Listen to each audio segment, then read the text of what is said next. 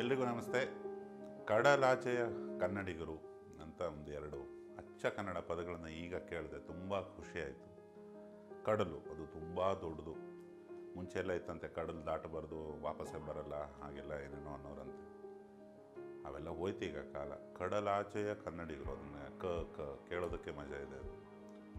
ಹಾಗೆ ಕಡಲನ್ನು ದಾಟಿ Gulf countries, Dubai, Abu Dhabi ಈ ಕಡೆಯಲ್ಲೆಲ್ಲ ಇರೋಂಥ ಅಚ್ಚ ಕನ್ನಡಿಗರು, ಸ್ವಚ್ಛ ಕನ್ನಡಿಗರು, ಮುಕ್ತ ಮನಸ್ಸಿನ ಕನ್ನಡಿಗರೆಲ್ಲ ಸೇರಿಕೊಂಡು ಒಂದು ಕಾರ್ಯಕ್ರಮ ಮಾಡಿದ್ದಾರೆ, ಸುಂದರವಾದ ಕಾರ್ಯಕ್ರಮ.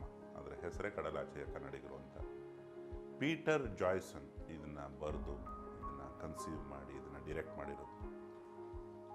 ಹಾಗೆ ಗ್ರ್ಯಾಂಡ್ ಬ್ಲೂಮ್ ಸಿನಿಮಾಸ್ ಅಂತ, ಅದು ಒಂದು ಕನ್ನಡ ಗುಂಪು, ತುಂಬ ಸಹೃದಯ ನಿರ್ಮಾಪಕರು. ಅವರು ಇದನ್ನು ಕೈ ಜೋಡಿಸಿ ಆಗಗೊಳಿಸಿದ್ದಾರೆ. ಅವರಿಬ್ಬರಿಗೂ ನನ್ನ ವೈಯಕ್ತಿಕ ಶುಭಾಶಯಗಳು. ಹಾಗೆ ಕಡಲು ದಾಟದವರಿಗೆಲ್ಲ, ಅಥವಾ ದುಬೈ ಇರಬಹುದು, ಗಲ್ಫ್ ಕಂಟ್ರೀಸ್ ಇರ್ಬೋದು, ಅಥವಾ US ಇರ್ಬೋದು, ಯುರೋಪ್ ಇರಬಹುದು, ಆಸ್ಟ್ರೇಲಿಯಾ, ಎಲ್ಲರೂ ಕಡಲು ದಾಟದವರೇ. ಒಂದು ಅವರಿಗೆ ಹೇಗಾಗಿರುತ್ತೆ ಅಂದರೆ, ಈ ಕನ್ನಡ ಅನ್ನೋದೊಂದು ಹಸಿವಾಗಿಬಿಟ್ಟಿರುತ್ತೆ, ಹಸಿವು. ನಾವು ಇಲ್ಲಿ ಬೆಂಗಳೂರಲ್ಲಿರೋರು ಅಥವಾ ಕರ್ನಾಟಕದಲ್ಲಿರೋರೆಲ್ಲ ದಿನ ಕನ್ನಡ ಮಾತಾಡಿಕೊಂಡು, ನಮಗೆ ಕನ್ನಡ ಅಂದರೆ ಏನು ದಿನ ಮಾತಾಡ್ತೀವಲ್ಲ, ಅದರಲ್ಲೇನು ವಿಶೇಷ ಅನ್ನೋಷ್ಟು ನಮಗೆ ಅದನ್ನು ತುಂಬ ಸಹಜವಾಗಿ ತೊಗೊಂಡ್ಬಿಟ್ಟಿದ್ದೀವಿ, ಆರಾಮಾಗಿ ತೊಗೊಂಡ್ಬಿಟ್ಟಿದ್ದೀವಿ ಕನ್ನಡ ಅನ್ನೋ ವಿಷಯ. ಕನ್ನಡವೇ ಕೇಳ್ದೇ ಅದೊಂದು ಸಪ್ತಸಾಗರ ದಾಟ್ಕೊಂಡಲ್ಲೆಲ್ಲ ಕೂತ್ಕೊಂಡವರಿಗೆ ಕನ್ನಡ ಎಲ್ಲಾರ ಒಂದು ಸ್ವಲ್ಪ ಕಿವಿಗೆ ಬಿದ್ದುಬಿಟ್ರೂ ಜೀವ ವಾಪಸ್ ಬಂದಂಗೆ ಆಗುತ್ತೆ. ಯಾಕಂದರೆ ನಾವು ಯೋಚನೆ ಮಾಡೋದು ಹುಟ್ಟದಾಗಿಂದ ನಮ್ಮ ಥಿಂಕಿಂಗ್ ಲ್ಯಾಂಗ್ವೇಜ್ ಅಂತ, ತಾಯಿ ನಾಡು, ತಾಯಿ ಮಾತು ಅಂತ, ತಾಯಿ ಭಾಷೆ, ಮಾತೃಭಾಷೆ ಅಂತೇನು ಕರೀತಾರೆ, ಅದು ನಮ್ಮ ರೀಜನಲ್ ಲ್ಯಾಂಗ್ವೇಜ್ ಕನ್ನಡ, ಅಚ್ಚ ಕನ್ನಡ.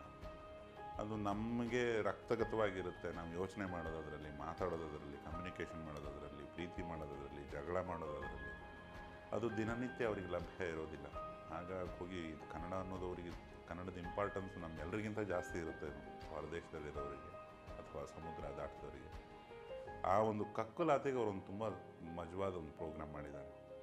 ಇಲ್ಲೇನೋ ಒಂದಿಷ್ಟು ಜಿಲ್ಲೆಗಳಿದೆ ಕರ್ನಾಟಕದಲ್ಲಿ, ಸರಿಸುಮಾರು 30 ಜಿಲ್ಲೆಗಳಿಂದ ಕಡಲು ದಾಟಿ ಹೋಗಿ ದುಬೈ ಸುತ್ತಮುತ್ತ ಎಲ್ಲೆಲ್ಲಿ ವಾಸ ಇದ್ದು, ಎಲ್ಲೆಲ್ಲಿ ಕೆಲಸಗಳನ್ನು ಮಾಡ್ತಿದ್ದಾರೆ, ಅವ್ರನ್ನೆಲ್ಲ ಕಲೆ ಹಾಕಿ ಆಯಾ ಜಿಲ್ಲೆಗಳ ಬಟ್ಟೆಗಳನ್ನೇ ಹಾಕಿಸಿ ಅವ್ರ ಕೈಲಿ ಮಾತಾಡಿಸಿ, ಅವ್ರ ಕೈಲಿ ಅವ್ರ ಜೊತೆ ಒಡನಾಟ ಮಾಡಿ, ಅದನ್ನೆಲ್ಲ ಶೂಟಿಂಗ್ ಮಾಡಿ ಒಂದು ಸುಂದರವಾದ ಡಾಕ್ಯುಮೆಂಟ್ರಿ ಮಾಡಿದ್ದಾರೆ. ಆ ಡಾಕ್ಯುಮೆಂಟ್ರಿಗೆ ಮತ್ತು ಅವರ ಇಡೀ ತುಂಬ ಮುದ್ದಾಡಿಕೊಂಡು ಕಷ್ಟಪಟ್ಟು ಮಾಡಿರೋಂಥ ಕಾರ್ಯಕ್ರಮ ಅಂತ ಅನ್ಬಹುದು. ತುಂಬ ಜನ ಹುಡುಗರು, ಉತ್ಸಾಹಿ ಯುವಕರ ಪಡೆನೇ ಇದೆ ಇದರ ಹಿಂದೆ. ವಯಸ್ಸಿಗೊಂದು ನಮನ ಮತ್ತು ಆ ಕಾರ್ಯಕ್ರಮಕ್ಕೊಂದು ನನ್ನ ವೈಯಕ್ತಿಕ ನಮನ ಮತ್ತು ಶುಭಾಶಯ ನಂದು.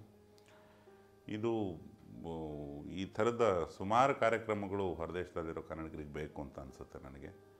ಯಾಕಂದರೆ ಅವರ ಸ್ಕೇರ್ಸಿಟಿನೇ ಕನ್ನಡ ಬೇಕದು, ಅವರ ಮನಸ್ಸಿಗೆ ಬೇಕು, ಅವರ ಜೀವನಕ್ಕೆ ಬೇಕದು.